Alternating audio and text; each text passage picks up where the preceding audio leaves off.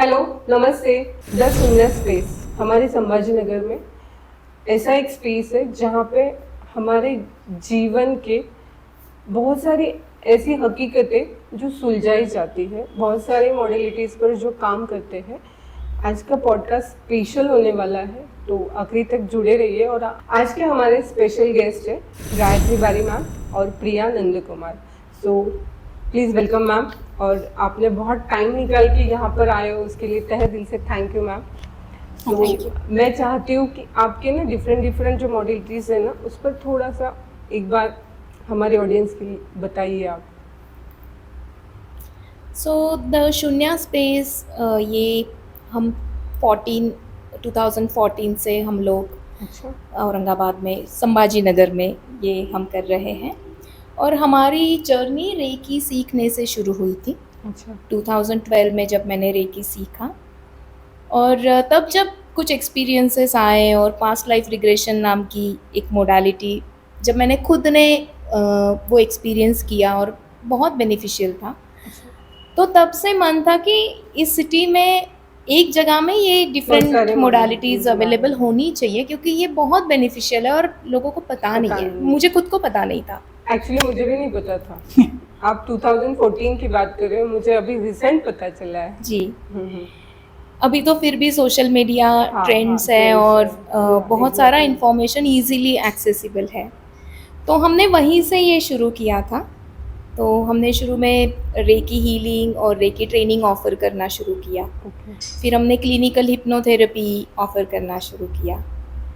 और हमारा एक ही था कि जब तक हमें लगे कि अब किसी भी तरीके के क्लाइंट को हम गाइड कर पाएंगे, तब तक हमें सीखते रहना है। तो वहाँ से आगे फिर हमने family constellation and systemic constellation, हमने उसका ट्रेनिंग लेके वो शुरू किया। टिबेटन साउंड हीलिंग प्रिया ने सीखा। देन टैसो ट्रांसपर्सनल रिग्रेशन थेरेपी, वो पीजी डिप्लोमा है। ये सारे वर्ड्स मेरे लिए इतने नए हैं कि मैं बता ही नहीं सकती। तो मुझे लगता है हर एक टॉपिक पे एक हमारा पॉडकास्ट हो सकता है। एक्चुअली हो सकता है, क्योंकि ये नए हैं। रेकी अगर छोड़ा तो मुझे नहीं लगता बाकी चीज़ें किसी को पता है।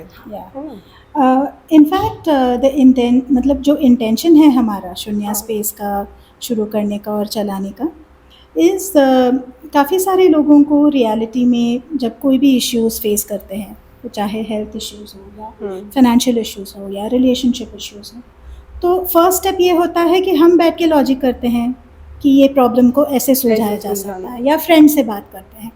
अगर वहाँ पे भी कुछ हेल्प नहीं मिलता है तो काउंसलर के पास जाते हैं। मेडिकल इश्यू है तो हम साइकियाट्रिस्ट के पास जाते हैं।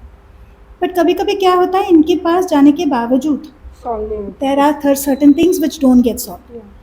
तो एंड देयर इज़ काफ़ी सारे मेजर लोग हैं जिनको फिजिकली इश्यू नहीं है, बट मेंटली वो बता नहीं पाते उनका इश्यू क्या है, या फिजिकली नॉर्मल लगते हैं, खुद ही को नहीं समझता, ऐसे भी होता है ना। तो हमारा ये इंटेंशन है, हमारा ये कारण है ये सेंटर चलाने का, is many things in life. हमको लगता है कि फिजिकली बाहर से दिखता है सब कुछ अच्छा है, सेटल्ड है, फाइन है, और एक तरीके से लाइफ जीते हैं तो प्रॉपर है, बट अंदर जो हो रहा है वो पर्सन को ही पता है। And why is it that, मतलब ये क्यों बाहर नहीं दिखाई देता, या अंदर उनको वो स्पेस में क्या हो रहा है, वो कहाँ जाके बात करेंगे, या कोई इश्यू जो है उनके लाइफ में वो कहाँ जाके उसका सॉल्यूशन निकालें। सो बेसिकली ये सारे मोडालिटीज़ वहाँ से आते हैं कि जो दिखता नहीं है, जो समझ नहीं आता है, जो सिर्फ 10% ऑफ द कॉन्शियस माइंड में समझ नहीं आता है, वो 90% ऑफ द सबकॉन्शियस माइंड में उसका जवाब रहता है।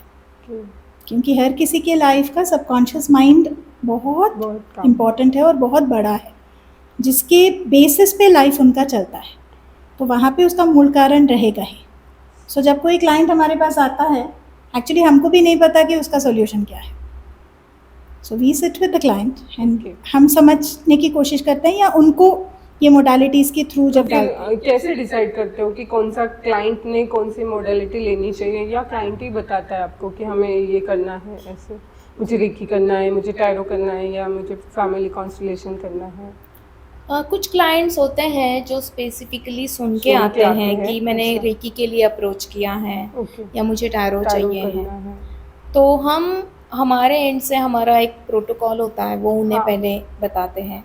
ओके। अगर उन्हें ओके लगता है तो हम एडिशनल सजेशन देते हैं कि एक कंसल्टेशन कीजिए पहले। कीजिए, ओके। तो कंसल्टेशन में क्या होता है कि हम आपकी प्रॉब्लम पूरी तरह से सुन सकते हैं, और ये जो सबकॉन्शियस माइंड कैसे काम करता है, क्यों होता है कि 90% वो इतना बड़ा है और क्यों हम एक्सेस नहीं कर पाते हैं, या जो प्रॉब्लम शुरू हुई वो कहाँ से आ सकती हैं, अच्छा। ये उन्हें जब हम समझाते हैं तो उन्हें अब बेटर इन्फॉर्मेशन अवेलेबल है, तो they can make an informed choice. Okay.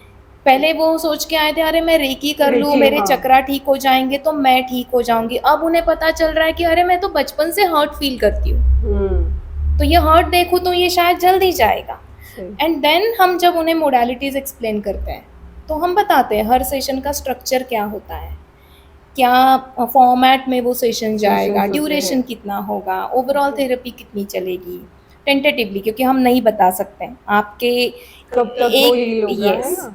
और एक इश्यू का शायद 5 लेयर्स निकलेगा, किसी और का 2 ही लेयर्स निकलेगा। तो हमारा इन अ वे ना लेजी मैन्स जॉब है, क्योंकि आपके सारे क्वेश्चन के आंसर्स आपके ही माइंड से निकालने हैं, तो हमें सिर्फ कुछ सवाल पूछने हैं और वो आंसर्स मिलेंगे, और वो आपको डिकोड करने के लिए हम असिस्ट करते हैं। आप ही एक्चुअली वो जर्नी से जाते हैं, तो वो सबसे ज़्यादा ऑथेंटिक है क्योंकि आप वो एक्सपीरियंस कर रहे हैं। सही है। तो जब कंसल्टेशन हो जाता है और उसमें हमें समझ आया कि ये क्लाइंट के लिए हम ये इस मोडालिटी ठीक से है। शुरुआत करें, तो हम हमारे तरफ से रिकमेंडेशन दे देते हैं। मेनी टाइम्स क्लाइंट्स हमें बोलते हैं कि एक ये ट्रस्ट है चाहिए। तो आप ही बताइए मैं क्या सरेंडर करना है, करूं। है ना? कुछ बार होता है कि कुछ क्लाइंट्स को स्पेसिफिक कंसर्न्स होते हैं कि नहीं मैं अभी कंफर्टेबल नहीं हूँ रिग्रेशन के लिए, तो आप ये कॉन्स्टिलेशन कर लीजिए। कोई बोलते हैं कि नहीं मैं पहले रेकी से ही शुरू करूँ, तो देन वी ऑनर। मुझे जो अट्रैक्ट कर रहा है आपके लिस्ट में का कि फैमिली कॉन्स्टलेशन, मेरे लिए तो बहुत नया वर्ड था, तो ये क्या है और ये कहाँ से आया है?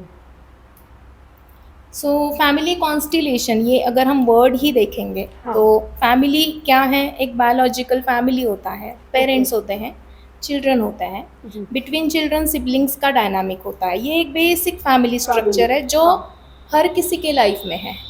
एग्जैक्टली। एवरी ह्यूमन बीइंग, हर एक इंसान को एक फादर है एक मदर है। इस अर्थ पे कोई ये नहीं बोल सकता कि मैं मुझे विदाउट नहीं, फादर या मदर हूँ। तो वो हमारा लाइफ का सोर्स है, और उनके साथ जब हमें बड़े होते हुए कुछ भी हर्ट या इमोशनल चैलेंजेस फील हुए हैं तो उसका इम्पैक्ट हमारे लाइफ में ज़रूर दिखाई देगा। ओके। वो सरफेस पे आपका इशू, आपका रिलेशनशिप कितना ही अच्छा हो, आपने बचपन का पेन आपने कुछ समझा बुझा के खुद को दबा दिया हो, कुछ भी हो, वो आएगा ज़रूर। तो ये हो गया फैमिली। कॉन्स्टिलेशन क्या है? कॉन्स्टिलेशन है कोई भी एक सिस्टम जिसमें उसके जो पार्ट्स है वो एक पर्टिकुलर तरीके से होते हैं। जैसे अभी हम बैठे हैं तो ये एक पर्टिकुलर वे है ना, आप हमारे सामने हैं, हम एक साथ बैठे हैं, तो ये हो गया एक डायनामिक। तो कॉन्स्टिलेशन, अब स्टार्स हम देखते हैं तो उनका हर किसी का प्लेस फिक्स्ड है। तो सिमिलरली हर किसी का फैमिली में भी एक प्लेस होता है। बच्चा कभी पेरेंट नहीं बन सकता, या बड़ा भाई कभी छोटा भाई नहीं बन सकता, या बड़ा भाई कभी फादर नहीं बन सकता। बट काफ़ी सारे फैमिलीज़ में ये होता है कि व्हेन द फादर, जब पापा एक तरीके से रहते हैं या बाहर गांव रहते हैं या एब्सेंट रहते हैं या नहीं रहते हैं, तो बड़ा भाई रोल प्ले करता है। हाँ, बड़ा भाई वो रोल प्ले करना शुरू कर देते हैं और वो अपने लाइफ में अवेलेबल नहीं रहते फिर, या बड़ी बहन जो है वो माँ का रोल निभाना शुरू कर देती है, एग्जैक्टली। बिकॉज ऑफ विच वो अपने लाइफ में, so if a client walks in and they say कि ये हमारा इश्यू है, ये कहीं पे भी ये डायनामिक जा सकता है, ये उनके खुद के फैमिली में जा सकता है, उनके एंसेस्टर्स में जा सकता है। जैसे इन्होंने बोला कि mummy papa are the source, अब सोर्स का भी सोर्स है ना, उनके भी मम्मी पापा हैं, वो वैल्यूज से, वो इससे उन्होंने बड़ा किया है। ओके।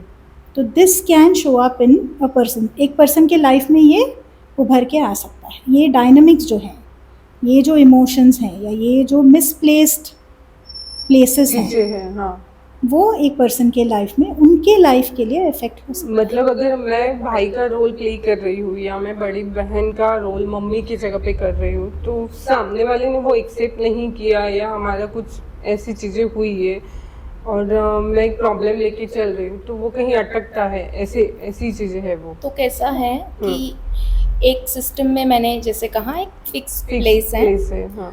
तो उसका एक एनर्जी डायनामिक होता है, एक रिलेशनशिप होता है।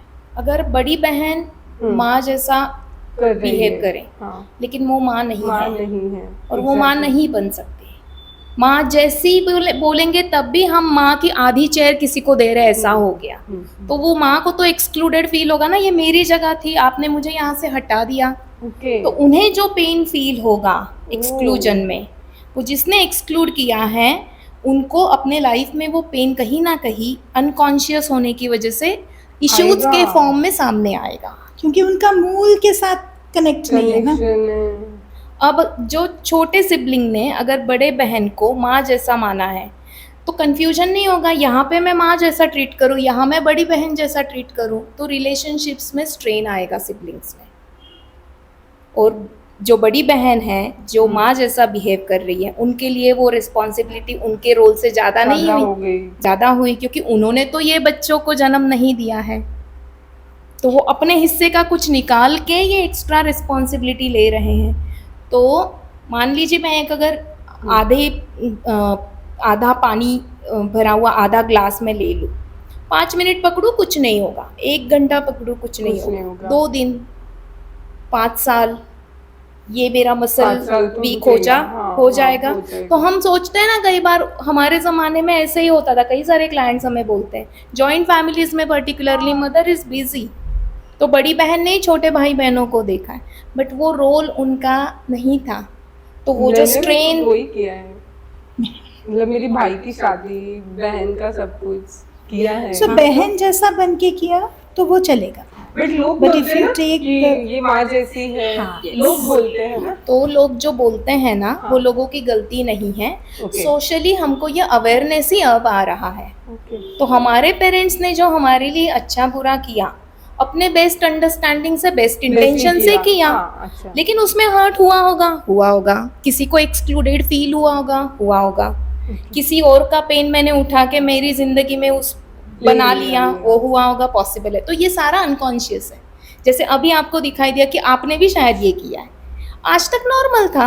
हाँ, normal। आज शायद आप क्वेश्चन करेंगे कि मैंने सच में कितना बड़ी बहन जैसा किया और कितना मदर जैसा किया, वो मैं सेपरेट करके मेरा हेल्दी प्लेस ले लूँ।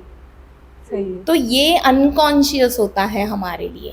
तो कॉन्स्टिलेशन, इसको थेरेपी तो हम नहीं बोलेंगे, क्योंकि ये थेरेपी नहीं है, ये कोई साइकोथेरेपी का फॉर्मेट नहीं है। Okay। ये बेस्ड है इस पे कि एक फिनोमेना है जो रोज होता है। अगर आप देखेंगे लाइफ ऐसे फ्लो हो हाँ, flow हो रहा होती है रोज रोज, जैसे सनराइज एक तरीके से एक खुलता है, आता है, जाता सनसेट एक ही डायरेक्शन में होता है। तो ये फिनोमेना है जो मैं ऑब्जर्व करूं और उसको जैसा है वैसा देखूं, तो मेरे लिए नया पॉसिबिलिटीज़ ओपन होगा। तो सिमिलरली फैमिली में एक ऑर्डर होती है, हर किसी की एक प्लेस होती है, एक्सक्लूजन्स जो अलग अलग तरीके से हो जाते हैं, वो अगर एक्नॉलेज नहीं किए गए कि अच्छा ये हुआ है, तो फिर वो पेन अनकॉन्शियस बन जाएगा।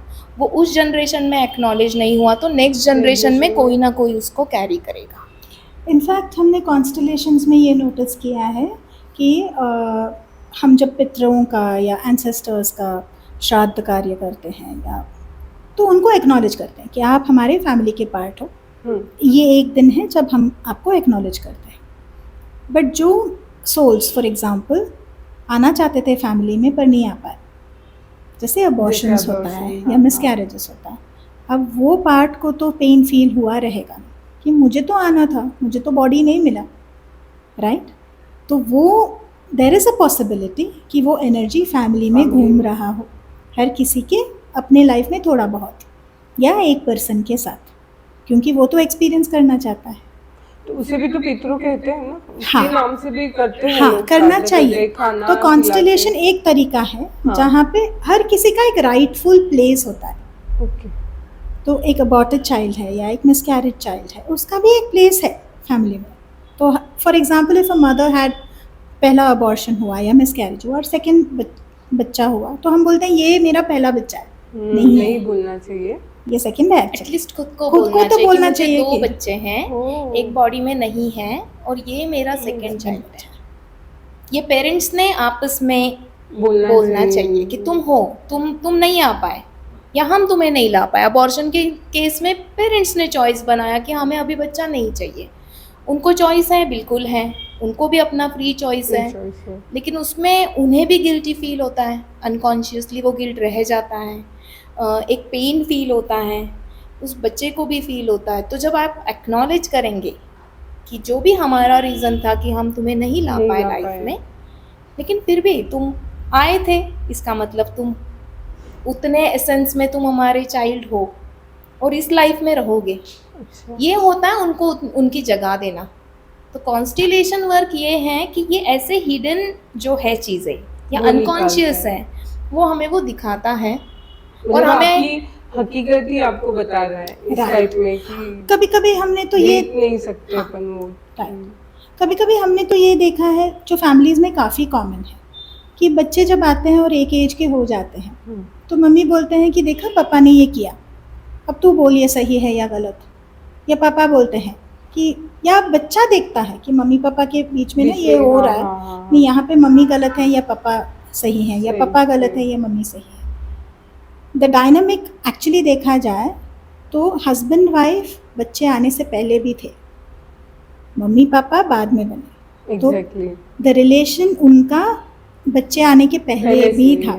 तो ये बच्चे का प्लेस नहीं बनता है उन दोनों के बीच कुछ भी बोलने बोलने के का। लिए, बट ये हो जाता है, ये अनकॉन्शियसली सबकॉन्शियसली हो जाता है कि यहाँ हाँ मेरे पापा ने ऐसे किया, मम्मी को हर्ट हुआ तो मम्मी सही है, या मम्मी ने ये किया, चिल्लाया या जो हुआ, मम्मी पापा को हेल्पलेस फील हुआ, तो ऐसा है। सो ऐसे डायनामिक्स भी हमको उनके बीच में अटकाता है, हमारे लाइफ में फ्री होने के लिए हम अटकाता है। हम फ्री नहीं हो पाते। इसको एंटैंगलमेंट बोलते हैं ओके। इन कॉन्स्टलेशन लैंग्वेज। तो हम एंटैंगल मतलब वो गुंथे में हम भी आ जाते हैं। If you want to be free for our life, okay. ये समझना ज़रूरी है कि ये कहाँ से शुरू हो रहा है। ये आई कहाँ से बेसिकली थेरेपी, और कब से चल रही है, कितने सालों से ये काम कर रही है चीज़ें? क्योंकि मुझे लगता है बहुत लोगों को पता ही नहीं होगा। एक्चुअली बहुत है लोगों ना? को पता Actually, नहीं होगा, क्योंकि हमारे खुद के लिए जब हमने ये एक्सप्लोर किया, एक्सपीरियंस किया, तो ये माइंड ब्लोइंग था हाँ। कि अच्छा मेरे लाइफ में ये हो रहा है और ये इसकी रूट वजह कॉज से है, और मैं आज तक शायद मेरे पेरेंट्स को ब्लेम कर रही हूँ, खुद को ब्लेम कर रही हूँ, या समझ के चल रही हूँ कि यही बेस्ट हो सकता है। तो ये शुरू हुआ 2 थेरेपिस्ट्स हैं काफ़ी सीनियर, जिनको father and mother of this therapy या वर्क बोला जाता है। वर्जीनिया सटायर जो फैमिली थेरेपिस्ट थे, ओके। तो उनका स्टाइल था कि वो पूरे फैमिली को बुलाते थे। आप यूजुअली अगर देखेंगे जब फैमिली में कोई आर्ग्यूमेंट होता है या कोई कॉन्फ्लिक्ट होता है, तो बात क्या होती है कि इमोशंस इतने हाई होते हैं कि कोई किसी को अपनी बात पूरी करने नहीं देता है। हाँ। तो उनके थेरेपी का एक पार्ट ये था कि हर मेंबर को अनइंटरप्टेड वे से उन्हें जो बोलना है पूरा बोलने का मौका मिलेगा, और उसी में काफ़ी सारा हीलिंग हो जाता था, क्योंकि एक दूसरे का पर्सपेक्टिव पता चल जाता था। तो उनके वर्क से भी शुरुआत हुई। On the other hand Bert Hellinger, वो जर्मन थे बाय ओरिजिन, लेकिन उन्होंने 35 इयर्स तक अफ्रीका के जुलू कम्युनिटी में एज अ प्रीस्ट काम किया था। अच्छा। और वहाँ वो फ्यूनरल्स परफॉर्म करते थे। तो वो फ्यूनरल्स परफॉर्म करने में 35 इयर्स आप स्पेंड कर रहे हो, तो उन्होंने ना बहुत फैमिलीज देखे, इन एंड आउट देखे, क्योंकि ये फैमिली में ग्रीफ, ये लॉस में जो ग्रीफ फील होता है वो एक ऐसा मोमेंट होता है कि कोई ना छुपा के नहीं रखता है, जो होता है निकल ही जाता है, या तो दर्द में या गुस्से में। तो उन्होंने फैमिलीज़ को ऑब्जर्व किया और फिर उन्हें समझ आया कि ये कुछ चीज़ें हैं जो प्रिंसिपल्स हैं, ये अगर फॉलो होते हैं तो family love, blessing, success, harmony experience करती है। और ये प्रिंसिपल्स में से अगर कोई भी कुछ भी प्रिंसिपल disturb हुआ डिस्टर्ब हो रहा है, फॉलो नहीं हो रहा है, तो मेंबर्स को डिफरेंट इश्यूज आते हैं। तो ही सेज अभी तो वो नहीं है, बट उनके ऑलमोस्ट ईयर्स 93 जब वो गए, तब तक वो कॉन्स्टिलेशंस प्रैक्टिस करते थे। अच्छा, तो ये काफी पुरानी थेरेपी है काफ़ी हाँ। पुरानी थेरेपी है। और अपने इनफैक्ट इंडिया में कब से आई है? मतलब इंडिया में लोग कर रहे हैं काम? काफ़ी सारे काफ़ी सारा अभी काफ़ी नया है, हाँ। वो बोलेंगे हम। मेट्रो सिटीज़ में कंपैरेटिवली कॉन्स्टलेशन या कॉन्स्टलेटर्स जिनको बोलते हैं, हाँ। जो ये सेशन लेते सेशन ले रहे हैं या हैं, करवाते हाँ, हैं, हाँ। जैसे हम दोनों कॉन्स्टलेट करते हैं कॉन्स्टलेशंस को, ये कम है।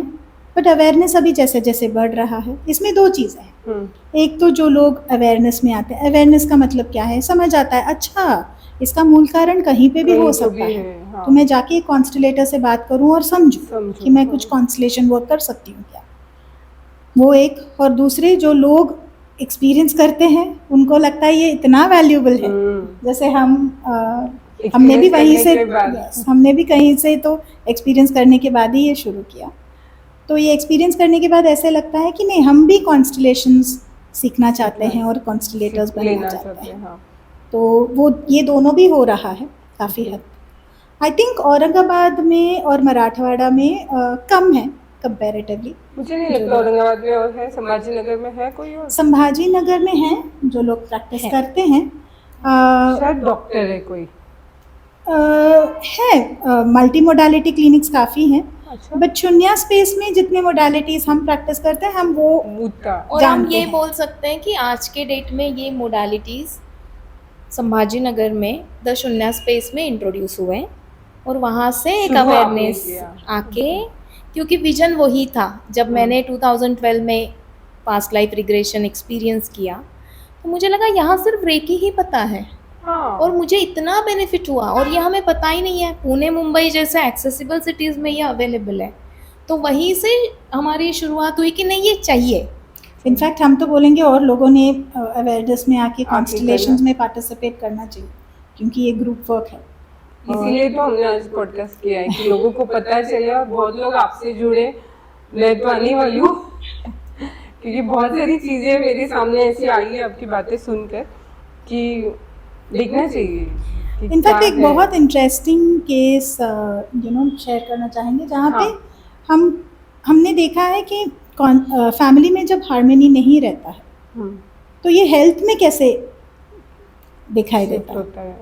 तो बर्ट हेलिंगर हेल्थ इश्यूज चालू हो जाते हैं। राइट। तो बर्ट हेलिंगर बोलते हैं कि डिजीज का मतलब है डिस ईज, जहाँ पे ईज नहीं है, जहाँ पे एक फ्रीडम या एक ईज नहीं है, वहाँ से ये इश्यू शुरू होता है। तो एक बहुत इंटरेस्टिंग केस हमारे पास आया था। हेल्थ रिलेटेड तो काफ़ी आते हैं, बट ये काफ़ी इंटरेस्टिंग था कि क्लाइंट आया और उन्होंने बोला कि उनको पल्सेटाइल टिनिटस है, जो कान में ऐसे बजते रहता है ना आवाज़, वो टिनिटस है, और वो देखना चाहेंगे कि ये टिनिटस उनको क्या दिखाना चाह रहा है। अच्छा। सो कॉन्स्टलेशन हमने प्लेस किया और इट वेंट बैक टू वो कहा गया कि बच्ची है छोटी, और उसने एक्सपीरियंस किया है कि मम्मी पापा काफ़ी नॉइज, झगड़ा चल रहा है घर पे, और उसकी वजह से उसको तकलीफ़ हो रहा है। अच्छा। तो उस बहुत छोटी बच्ची है, 2 साल की बच्ची है, तो उसने कैसे कोप किया ये नॉइज़ के साथ? शी वेंट इनटू एक ड्रीमी वर्ल्ड जैसा, कि अपने ही थॉट्स में चले जाओ या वहाँ से निकल जाओ। अब बच्ची तो निकल नहीं सकती। थोड़ी बड़ी हुई तो she started moving out of the house. जब भी कुछ घर में हुआ, move out of the house. Covid में वो निकल ही नहीं पाई, घर में ही रहना पड़ा। तो बाहर तो नॉइज़ बंद हो चुका था, पेरेंट्स के बीच कुछ था नहीं, बट अंदर नॉइज़ शुरू हो गया। So that went back to her childhood experience, जहाँ पे ये सब शुरू हुआ था। तो ये डिसहार्मनी की वजह से जो उसको इम्पैक्ट हुआ, वो इम्पैक्ट वो बच्ची इतने साल कैरी कर रही थी। And now what she must be in her 30s, late 20s। तो सॉल्व हो गया उसका प्रॉब्लम सॉल्व होने से ज़्यादा ये तो समझ में आया कहाँ से शुरू हुआ। उसने आके बोला कि वो इंटेंसिटी कम हुआ एक ही सेशन के बाद, बट द पॉइंट इज कि सिर्फ वहाँ नहीं वो रुकी। उसे समझ आया कि अच्छा वो छोटी बच्ची जो मेरे अंदर है वो नॉइज़ के वजह से लॉस्ट फील करती हैं और उसके पीछे उसका कोर बिलीफ बन चुका है, my parents don't care for me, और वो उसके लाइफ जीने का आज ग्राउंड है। ग्राउंड। तो रिलेशनशिप्स में, फ्रेंडशिप्स में वो ही बार बार एक्सपीरियंस करती है। तो जब उस अवेयरनेस पे काम शुरू हुआ, तो अब ये तो समझेगा कि ये तो as a byproduct of all this healing जाना ही है, क्योंकि मेरी बॉडी मुझे दिखा रही थी कि ये हर्ट, ये बिलीफ और ये कोपिंग मैकेनिज्म कि एस्केप कर जाओ अपने थॉट्स में रह के, ओके। ये मेरे बॉडी ने मुझे दिखाया है, इसलिए हेल्थ इश्यू आया। अगर वो बच्ची को फ्रीडम मिल गया वो जगह से, अब ये कैसे होगा, ये रिग्रेशन सेशंस में रिग्रेशन। ओके। मिल गया तो बॉडी तो अपने नॉर्मल स्टेट ऑफ लाइफ में आएगा ना। सही है। सो हम तो मानते हैं कि हम सब लोग हेल्दी पैदा हुए, बट समथिंग हैपेंड, कुछ तो हुआ जिसकी हुआ। वजह से वो शुरू हुआ ना। एंड इसमें कौन सी चीज़ों पे हम काम कर सकते हैं? मतलब डिप्रेशन, एंजाइटी या मतलब सारी चीज़ों पे काम होता है? हाँ, एक्चुअली सारी चीज़ें एक्चुअली सारी चीज़ों पे काम होता है। मतलब आजकल की जो जनरेशन को ज़्यादातर प्रॉब्लम है डिप्रेशन, सुनती हूँ मैं तो बहुत ज़्यादा सुनती हूँ कि छोटी छोटी चीज़ों में वो डिप्रेस हो जाते हैं, ये सब। तो ये क्या है? इनफैक्ट इमोशनल मेंटल इश्यूज तो हैं ही, हाँ। क्योंकि जब हम बोलते हैं कि एनर्जी हीलिंग सेंटर है या थेरेपी सेंटर है, तो काफ़ी लोग ये समझते हैं कि मेंटल और इमोशनल चीज़ें तो एड्रेस होंगे ही, बट वेरी इंटरेस्टिंगली काफ़ी सारे लोग आते हैं जो मनी रिलेटेड इश्यूज़ हैं या हेल्थ इश्यूज़ हैं या रिलेशनशिप इश्यूज़ हैं। In fact we had a client who came for money, उसका मनी का माइंडसेट जो है वो इतना सुंदर तरीके से बदला। Would you like to share that case? हाँ, या बताइए। सो ये क्लाइंट जो है, she comes from multi billionaire family. Okay. Father ने बहुत हार्ड वर्क किया है, मदर ने बहुत हार्ड वर्क किया है, और आज क्या नहीं है, मतलब सब कुछ है। सब कुछ है। उसका इशू रिलेटेड टू मनी कि पैसे हैं, लेकिन अगर मैं एक शॉपिंग के लिए मैं जाऊँ और एक ड्रेस मैं देखूँ जो 1000 रुपये के ऊपर है, तो मैं 10 बार सोचूंगी। पैसे हैं बट ये नहीं रुकता, तो समझ नहीं आता ये क्यों। मेरा इशू ये है कि इसमें बहुत एनर्जी जाती है मेरी। और जब वो ये बात करने लगी तो वो प्रेजेंट हुई। सेशन से पहले जब हम सिर्फ बात कर रहे थे तो वो प्रेजेंट हुई। ये तो मेरे पापा भी करते हैं, मेरे फैमिली में बाकी लोग हैं वो भी करते हैं, और ये एक्चुअली एक प्राउड फीलिंग देता है सबको कि हम तो ना डाउन टू अर्थ है, इतने पैसे वाले होकर सिंपल लिविंग, हाई थिंकिंग में हम बिलीव करते, तो everybody keeps it like that. और वो बोल रही हाँ मैं भी इसी में जी हूँ काफ़ी सारे साल, बट अब ना मुझे ये हो रहा है कि ये मेरा बहुत एनर्जी ले लेता है। एक स्विगी ऑर्डर करना है, मैं सोचूंगी यहाँ 400 डालूँ, वहाँ 200 में होगा, जबकि मेरे फाइनेंशियल रियलिटी के साथ ये मैच नहीं करता है। तो मैं मेरे करियर में ये रिसोर्स यूज़ करके कितना ग्रो कर सकती हूँ। मेरे हॉबीज़ हैं जो मैं इजीली अफोर्ड कर सकती हूँ, मैं कर ही नहीं रही हूँ। और इसके वजह से मुझे end of the day feel होता है कि मैंने आज कुछ नहीं किया। I am feeling kind of depressed और लॉस्ट, और you know I wasted my time. तो जब हमने कॉन्स्टिलेशन इसके लिए किया तो सामने क्या आया, फादर फैमिली में किसी पे ब्लाइंड ट्रस्ट करने के वजह से अपना सारा प्रॉपर्टी खो चुके थे। और जब वो हुआ वो इतना बड़ा प्रॉब्लम बना कि ओवरनाइट फैमिली रास्ते पर आ गई।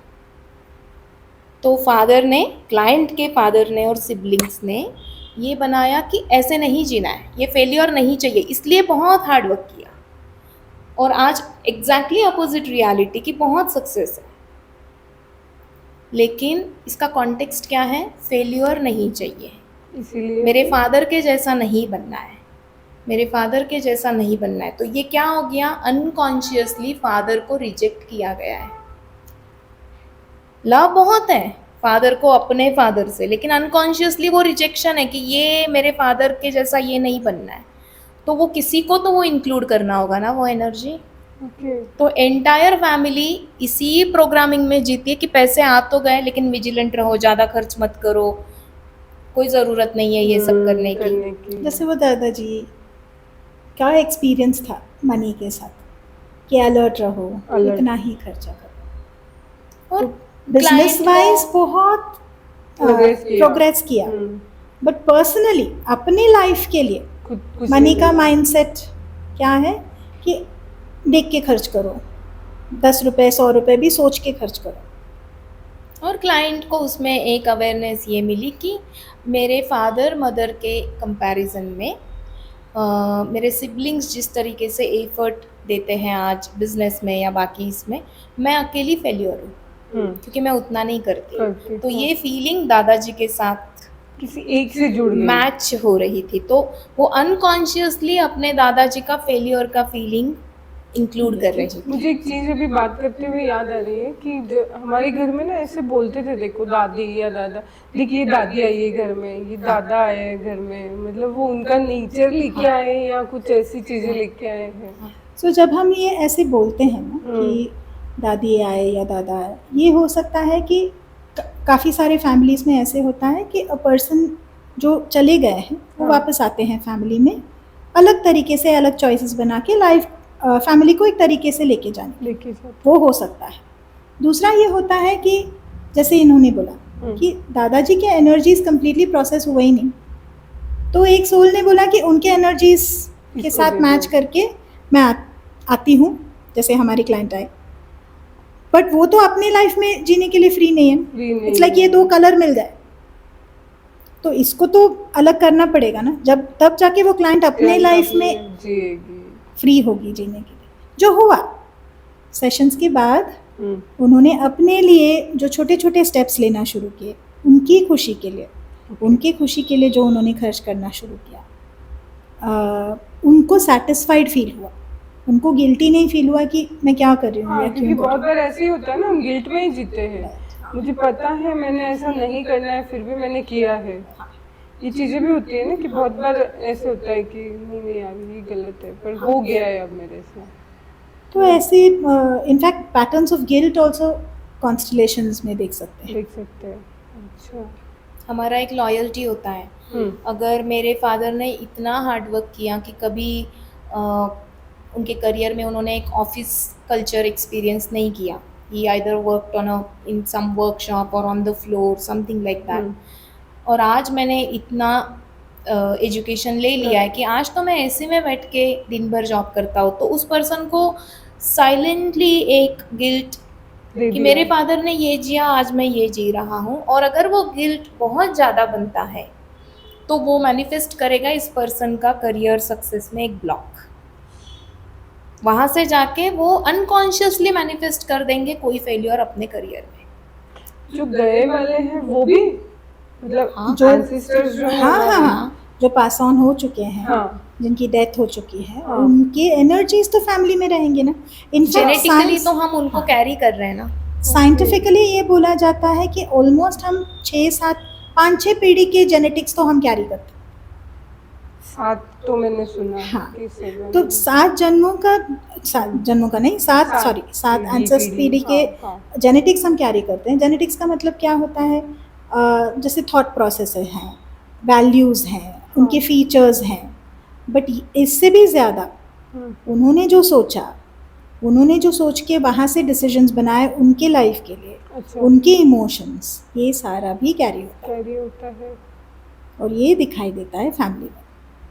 मुझे लगता है आज की जनरेशन को बहुत ज़रूरी है ये सब चीज़ें करवानी चाहिए। एक बार हर किसी ने फैमिली कॉन्स्टलेशन में पार्ट लेना ज़रूरी है। डेफिनेटली आप चाहे तो सेशन सिर्फ देखने से शुरुआत कीजिए, आपको उसमें भी कुछ मिलेगा।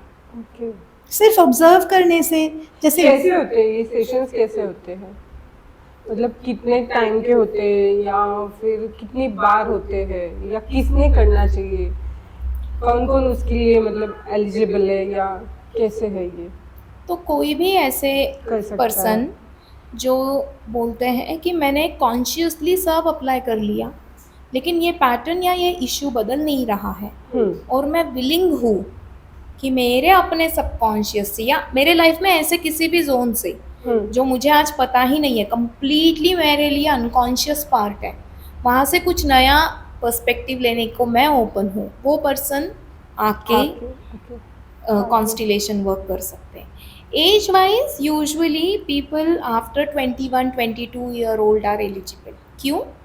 क्योंकि ये जो लास्ट टीनेज के बाद जो लास्ट 2 से 2.5 साल होते हैं, उसमें हमारा जो फ्रंटल लोब ब्रेन का है तब डेवलप होता है। जो कॉम्प्रीहेंशन, दैट इज जो समझ का पार्ट है। कॉम्प्रीहेंशन मतलब एक सेशन में जो निकला उसको देखने के लिए, उसको समझने के लिए एक अवेयरनेस चाहिए होता है ना। बराबर है। तो वो एज में डेवलप होता है। 23-24 तक तो और अच्छे से डेवलप हो जाता है। उसके आगे क्लाइंट एलिजिबल है। उसके पहले क्या होता है कि स्लाइटली वो अभी भी डिपेंड कर रहे हैं अपने लाइफ चॉइसेस के लिए, even if not financially, physically, mentally. इस एज के बाद क्या होता है, ये जो डेवलपमेंट होता है ब्रेन का, ये हमें क्या एबिलिटी देता है? ये एबिलिटी देता है कि आज तक मेरे लाइफ में जो हुआ, मेरे बचपन अच्छा गया, ये बुरा गया, जो भी ये सब हुआ, लेकिन आज से मेरा लाइफ मेरी रिस्पॉन्सिबिलिटी। जब तक ये थॉट नहीं आएगा, वो कॉन्स्टिलेशन कुछ हेल्प नहीं करेगा। क्योंकि ऐसा नहीं है कि अच्छा आप कॉन्स्टिलेशन हो गया मतलब एक जादू की छड़ी और सब एकदम बदलने वाला है, वो नहीं है। ये जो मुझे जैसे टिनिटस के केस में हमने कहा कि जब क्लाइंट को समझा कि मैं 1 साल की थी तब ये ट्रॉमा और ये हर्ट, तो ये मुझे देखना होगा ना। मैं ये नहीं बोल सकती अच्छा मेरे पेरेंट्स लड़ रहे थे ना इसलिए मुझे ये आया, आज मुझे पता चल गया, वो नहीं होगा ना। उससे उसका प्रॉब्लम नहीं जाएगा। अगर वो रिस्पॉन्सिबिलिटी लेते कि मुझे ये न्यू व्यू मिला, अब इसका आगे का काम करना मेरा रिस्पॉन्सिबिलिटी है, तो ये कॉन्स्टिलेशन हेल्प करेगा। जो यूजुअली 23-24 ऑनवर्ड्स एक पर्सन खुद के लाइफ का इतना रिस्पॉन्सिबिलिटी ले पाते हैं, तो उसके बाद तो कोई भी इस एटीट्यूड के साथ जो आएंगे वो एलिजिबल क्लाइंट है। सो एक कॉन्स्टिलेशन सेशन के बाद कोई भी इश्यू के लिए अगर आता है तो फर्स्ट क्वेश्चन की कौन आ सकता है? एनीवन 23-24 के ऊपर कौन से इश्यूज़ के लिए आ सकते हैं? कोई भी इशू जो उनके लाइफ में चल रहा है उसके लिए आ सकते हैं। हमारे पास काफ़ी सारे ऐसे क्लाइंट्स आते हैं जो बोलते हैं मेरे हस्बैंड का ये चल रहा है, या मेरे बच्चों का ये चल रहा है, या हस्बैंड आते हैं कि मेरे मम्मी पापा का ये चल रहा है, बट सामने जो बैठे हैं वही क्लाइंट हैं। तो ये जब होता है तो मुझे क्या होता है, मेरे लाइफ में क्या बदल रहा है, हमारे कंट्रोल में क्या है। मैं अगर मेरे बच्चों की बात कर रही हूँ तो मेरे अंदर उनकी वजह से क्या हो रहा है, ये पहले मुझे देखना है ना। तो हम बोलते हैं कि फर्स्ट स्टेप जब कंसल्टेशन में कोई भी हमारे पास आता है, हम बोलते हैं कि ये सब जो हो रहा है आपको क्या हो रहा है उसमें। First step is of awareness is responsibility लेना है कि मेरे लाइफ की रिस्पॉन्सिबिलिटी ही मैं ले सकती हूँ। नहीं लेते हम ना, डिफिकल्ट होता है, पेनफुल भी होता है कई बार। हम बोलते हैं उनकी वजह से मुझे पेन हो रहा है, या उनकी वजह से मुझे हर्ट हो रहा है, बट हम ये नहीं बोलते कि मुझे हर्ट हो रहा है। सही है, वो जैसे भी रहे, उसने ऐसा किया बोल के ऐसा हुआ। कैसे है जो एग्जांपल मैंने दिया कि ये अनकॉन्शियस लॉयल्टी की वजह से इस पर्सन ने जाके अपने करियर में अगर गिल्ट है इसलिए फेल्योर अगर ब्लॉक मैनिफेस्ट किया, तो ऑन द सरफेस तो कुछ रीजन बनेगा ना कि बॉस को कुछ मुझसे प्रॉब्लम हो गई, या किसी ने मेरे बारे में कुछ कर दिया, या कलीग ने कुछ बोल तो दिया। ऑन द सरफेस तो यही दिखेगा कि इनके वजह से हो रहा है। एक अवेयर पर्सन होगा तो वो बोलेगा ये सब हो रहा है, लेकिन ये मेरे साथ क्यों, मतलब मैंने क्यों मैनिफेस्ट किया, मेरे अंदर ऐसा क्या है कि ये मेरे फ्रेंड के साथ नहीं हुआ, मेरे कलीग के साथ नहीं हुआ, मेरे साथ क्यों हो रहा है, या ये मेरे साथ बार बार होता है तो ये मुझे क्या दिखा रहा है, पैटर्न हो रहा है कंटिन्यू। तो ये जब वो आते हैं, अगर ये डिस्टिंग्विश होता है, ये एस्टेब्लिश्ड है, तो हम काम शुरू कर सकते हैं। अगर कोई आकर बोलता है कि नहीं कुछ भी कीजिए मेरे मदर इन लॉ को बदल दीजिए मेरा थेरेपी होगा तो उनका बिहेवियर बदलेगा, तो हम बोलते सॉरी ये प्लेस उसके लिए नहीं है। हम सिर्फ बोलते हैं कि आप उनके लिए तो सांस नहीं ले सकते हैं, सिमिलरली आप उनके लिए फील नहीं कर सकते, और आप उनको पूछे बिना उनको कोई हीलिंग नहीं दे सकते। सबसे मतलब एक चीज समझ में है कि पहले खुद को देखो, खुद को जानो, खुद को पहचानो, और खुद की हकीकत से जुड़ो। राइट।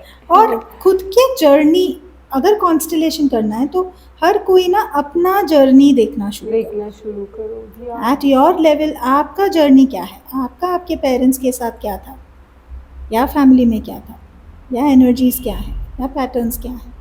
जब हर कोई ये देखना शुरू करता है, that is the first step. Awareness is the key.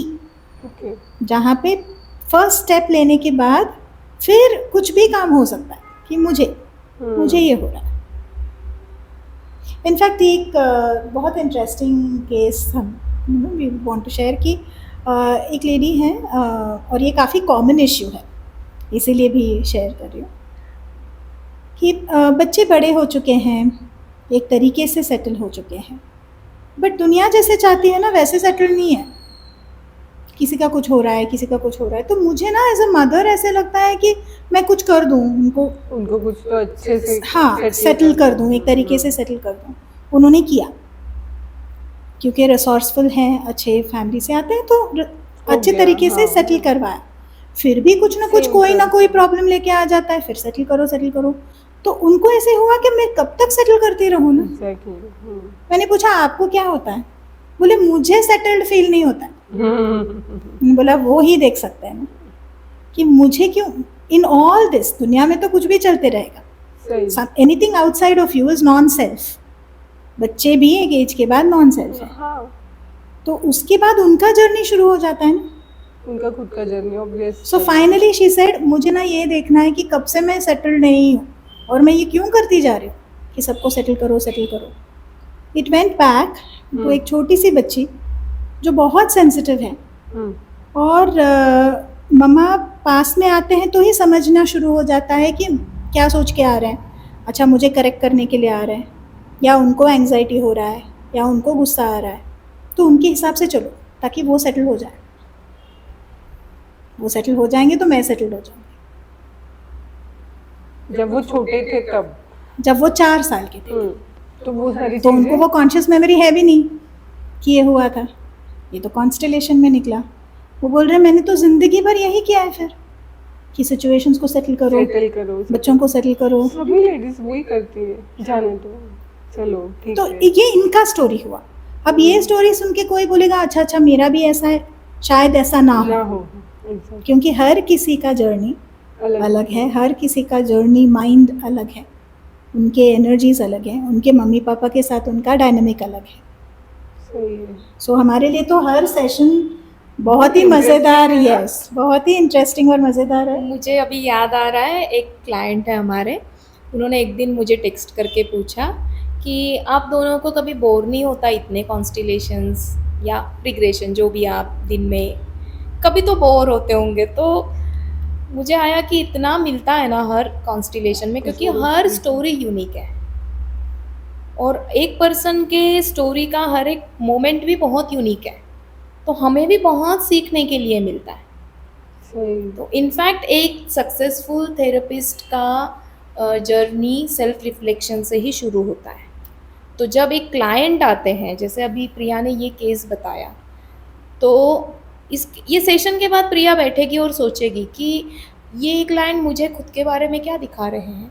M I unsettled somewhere, rightfully नहीं हूँ, राइटफुली हूँ, क्या है, कितना सेटल्ड हूँ कितना नहीं, मुझे कितना एंग्जाइटी है, मुझे कुछ हो रहा है, मुझे मेरे चिल्ड्रन के साथ कुछ दिखाई दे रहा है। एक्चुअली मेरा क्वेश्चन ही वो था नेक्स्ट कि मुझे वही पूछना था कि आप पे उसका क्या इम्पैक्ट होता है। तो वही हमको भी सीखने मिलता है ना, काफ़ी सारा रिफ्लेक्शन होता है होते हैं ना कि जब तक, इनफैक्ट हमने ये देखा है एटलीस्ट शून्य में हम वो प्रैक्टिस करते हैं कि जब तक हम कन्विंस नहीं होते किसी मोडालिटी के साथ या किसी सेशंस के साथ, हमको ऐसे लगता है नहीं दिस इज़ नॉट ये हम शून्य में प्रैक्टिस नहीं करेंगे अगर ये हमारे क्लाइंट को एम्पावर नहीं करेगा कि वो कर रहे हैं खुद के लिए। तो ऐसी कोई भी मोडालिटी अगर आप लेकर आते हैं और बोलते हैं कि अच्छा ये कुछ पहनने से ठीक हो जाएगा, आप रेकी कर दो ठीक हो जाएगा, क्रिस्टल्स दे दो, होता है, मैं ना नहीं बोलूँगी, बट हमें लगता है, हमारे एनालॉजी में अगर मैं बोलूँ, पहले एक केक बनना होता है फिर आइसिंग होता है। तो ये जो मोडालिटीज़ है ना, कोई हीलर आपके लिए या कोई क्रिस्टल्स पहनने से कुछ होगा, ये आइसिंग है और ये ज़रूरी है, ये एक लेवल के बाद शायद ज़रूरी है। वो और बेटर करेगा ना, रिफाइन करेगा, लेकिन पहले मैं रूट तो देखूँ पहले केक तो बनाइए। सिर्फ खरीदने से और पहनने से नहीं होता है। सही है। सो जैसे Cleansing तो जरूरी है। हाँ, तो काफ़ी लोग आते हैं हमारे पास कि इतना आप करके दे दो, या इतना हो सकता है क्या, लाइफ में इतना फिक्स करके दे दो। हम बोलते हैं कीजिए ना, बिल्कुल ये ज़रूरी, लाइक उनको उस टाइम पे लाइफ में वो ज़रूरी है, इसीलिए आ रहा है ना, प्रेसिंग इश्यू है उनके लिए, इसीलिए आ रहा है। तो हमारे पास उसके लिए भी एनर्जी वर्क है या मोडालिटीज़ है जो हम प्रैक्टिस कर सकते हैं, पर हम बोलते हैं इसका ना रूट कॉज भी देखो। आज ये हैंडल आज कर नहीं। लो, लेकिन ये क्योंकि सेटल बहुत होने लोग के रेकी बाद healing मांगते हैं ना। यस कि रेकी यस, दे दो, बिल्कुल रेकी हम दे खुद दो। प्रैक्टिस करते हैं, हम खुद हाँ। रेकी हीलर्स, लाइक हम सिखाते हैं रेकी, जी, जी, हम बोलते जी। हैं ये ज़रूरी है, बट जहाँ से वो रूट कॉज है, जहाँ मैंने से- 1-2 रेकी सीखी है, मनी रेकी सीखा है मैंने। अच्छा लगता है, बट खुद के लिए अच्छी चीजें है ये। माइंड पॉजिटिव रहता है। एक चीज इतने समझ में आई मुझे कि हम दूसरों के लिए रोना कम करते हैं ये सब चीजें सीखने से।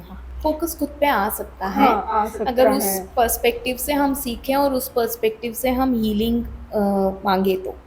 सही। सो ये कैसे डिसाइड करेंगे यूजुअली, हम क्लाइंट को एक, मैं तो ऑलमोस्ट हर क्लाइंट को ये चीज़ बोलती हूँ जो आता है, मैं बोलती हूँ एक रूम है और उसमें एक डस्टबिन है, तो आपने डस्टबिन में डालते रहे, साइड में डालते रहे, और एक दिन सडनली आपको समझ आया कि इसमें से ना बहुत बदबू आ रही है, रूम में बहुत बदबू आ रही है। हाँ। तो आपने जाके रोज़ परफ्यूम लिया, अच्छे से परफ्यूम लगाया, अच्छा लगा, अच्छा, हाँ। 4-5 दिन बहुत अच्छा लगा, फिर वापस बदबू शुरू हो गया, फिर वापस रोज़ परफ्यूम लगाया, अभी 2 दिन भी नहीं टिका वो परफ्यूम,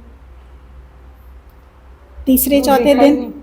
वो वापस रोज़ परफ्यूम लगाया, वो एक दिन भी नहीं रहा, वो बदबू और बढ़ते बढ़ जा गई रही। ना, obvious, तो हाँ। पहले डस्टबिन को तो निकालना पड़ेगा ना। सही है। उसके बाद आप जितना भी रोज़ परफ्यूम लगाओ वो तो वो और काम खुशबू करेगा, देगा ही, काम और अच्छे से काम करेगा। सही सो है। रूट कॉज जब तक हम देखेंगे नहीं, ऐसे नहीं कि काम नहीं होगा, ऑफ कोर्स होगा, but certain issues are so deep rooted, certain issues are not so deep rooted. सही है। जो डीप रूटेड इश्यूज हैं उसके लिए डीप रूटेड मोडालिटीज़ जैसे कॉन्स्टलेशन कामन है, जी। वो एक तरीका है, और काफ़ी सारे हैं, बट हमको ऐसे महसूस हुआ है कि कॉन्स्टलेशन बहुत प्रफाउंड है। अभी जैसे इन्होंने एग्जांपल दिया, ये तो जनरेशन से चल रहा है। अब जो क्लाइंट ने काम किया खुद पे, उसकी वजह से उसके फैमिली में कितने लोगों को वो बेनिफिट मिला, शायद वो जाने भी ना आज, ओके। क्योंकि आने वाली पीढ़ी से वो Safe हो हट जाता गया, है, हाँ, सही। उसके जो सिबलिंग्स हैं उनसे वो हट गया, उससे जो पहले आए उनसे भी वो हट गया। So it's like as simple as saying कि अच्छा ये डस्टबिन है, इतना दिखाना भी कितनी बड़ी बात होती है। सही है। So it's a very diverse and very profound modality, कि इसका इम्पैक्ट हम जानेंगे भी नहीं कि कितने लेवल्स पे काम करता है। आप बहुत अच्छे से इसको इंट्रोड्यूस क्यों नहीं करते हो सोशल मीडिया पे, अभी तक क्यों नहीं हो? सोशल मीडिया में हम हैं, बहुत कम है। और हाँ, हमने कॉन्स्टलेशन की बात भी की है। हाँ। कई बार हमारे कुछ इंस्टा लाइव्स हुए हैं, एक कुछ आधा दो रील्स में, देखा है मैंने, हाँ। हाँ, कुछ रील्स में हमने बताया है।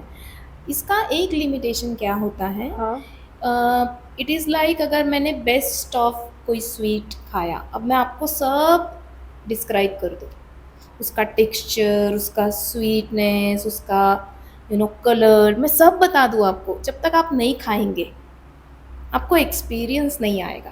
सही है। तो ये इतना एक्सपीरियंशियल है ना, कि जब एक पर्सन आएंगे और एक्सपीरियंस करेंगे तो उन्हें ये एक सिर्फ पीस ऑफ इंफॉर्मेशन है उनके लिए कि अच्छा ऐसे होता है, हाँ।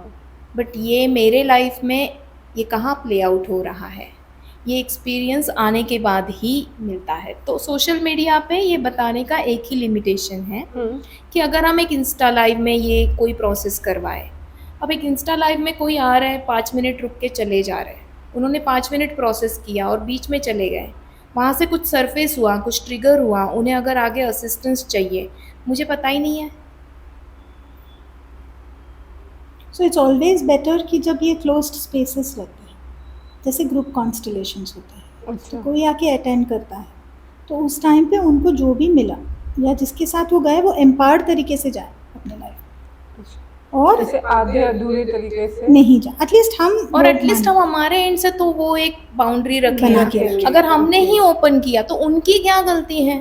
वो आए 10 मिनट अटेंड किया निकल गए, क्योंकि हमने ओपन किया, उन्हें तो पता ही नहीं है। तो ये हमारी रिस्पॉन्सिबिलिटी बनती है ये बहुत सेक्रेट वर्क है कि हमके इस लिए। तरीके से मत दीजिए कि लोगों को कब आना है, कब जाना है, कैसे जाना है पता ही ना हो। और हम कितनी भी इंफॉर्मेशन दे दे एक्सपीरियंस के बिना, आप सोचेंगे कि अरे सुन तो लिया, इंटरेस्टिंग लगा, और कई बार आप आना चाहते हैं और नहीं आते हैं।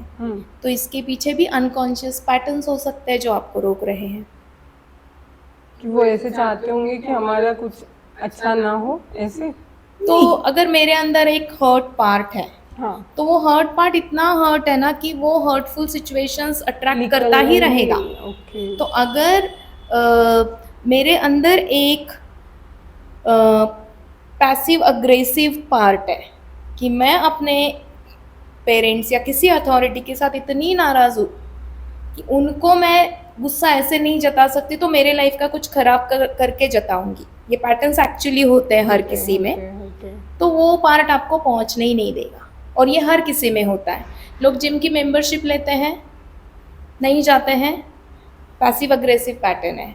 बेस्ट ऑफ द करियर या बिजनेस आइडिया है, काम नहीं करते हैं, उनके अंदर ही कोई सेल्फ साबोटाजिंग पैटर्न है जो उनको करने ही नहीं दे रहा है।